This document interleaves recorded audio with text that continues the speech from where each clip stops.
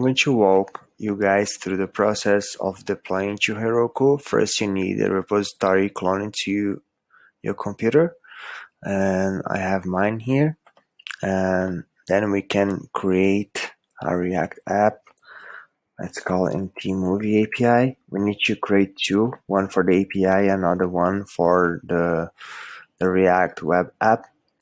So here we need to add the Git remote. So I will not use the Heroku CLI here.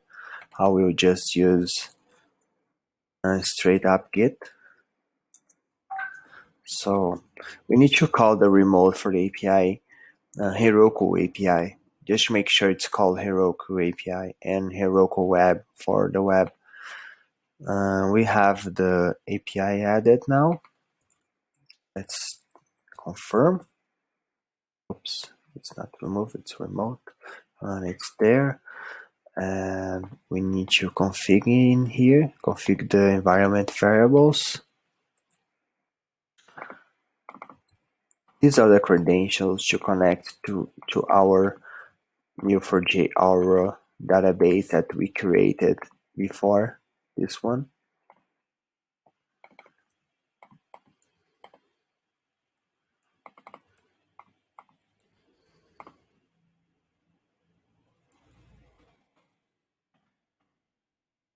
Okay, all good.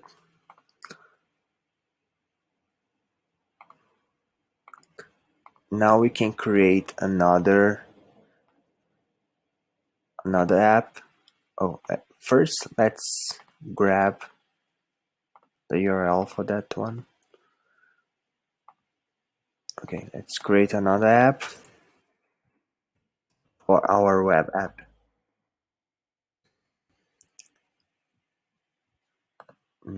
Add the proper Git remote. So for this one, I will call Heroku Web, and it's pointed for this repository that I just created on Heroku. Now we need to set up the settings and environment configurations. This creates a proxy to our API for the Heroku API that we just created. And the value for the proxy URL needs to be the URL for our Movie API on Heroku. And we also need to add the build pack for this one. It's Mars/create React app. And yeah, that's it. Let's deploy. I created a makefile to help with the deploy scripts. It's this one. So if you run Heroku API, it will go through these commands. This first command is just to make sure you have a Heroku API branch. If you don't, this one would fail and this one would also fail. So I'm forcing a creation of a branch on this script, but you don't need to do that if you are running like manually. You can go straight to this command, and then you would this creates a branch called Heroku API with all the contents of the Flask API folder. So if you look in the root of the repository, we have the Flask API folder here, and this is our Python API, and here is the React part of the app. So those two are split into two branches. So we can have only the content of that folder on that branch. So Heroku can recognize that. So then we can push to master branch on Heroku API remote. So I will run this command instead of going one by one. I can just run make and deploy API.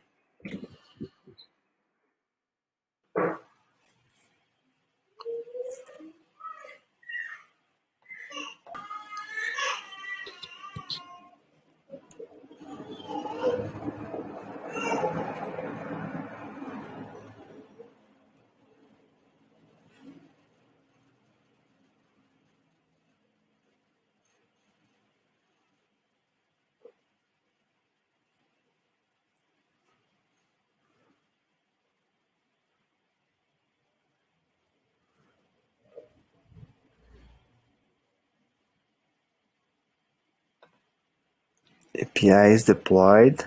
We can take a look at the logs. It seems like it's running.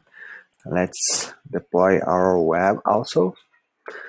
And if I reload the API URL here, seems like things changed. I could go to our Swagger, change the base URL there, and my API is here. I can retrieve the movie genres of the dump that we imported. Let's take a look at the movies.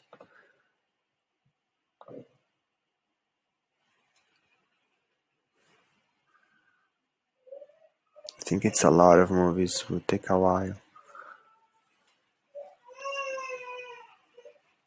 There is all the movies that we imported. A lot of them. Okay, let's take a look at the NT movie. Let's see the logs. A build have started, and we'll have it building it here to the right.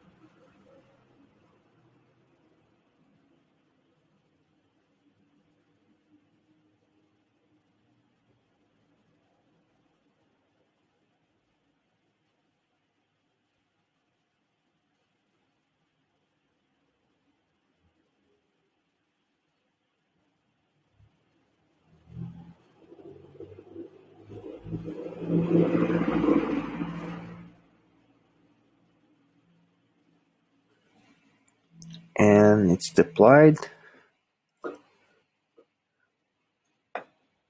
Let's open the app. So I made a mistake when I was adding the config variables here on the movie app. On this one, I added only this part, but we also need the API slash v0 here, so it will work. So after saving it and redeploying, our movie app should run fine. And there we go, our featured movies. The genre movies loads up a little bit slower. Yeah, there you go. We can see the movies content and navigate through the app. And there you go, deploying to Heroku.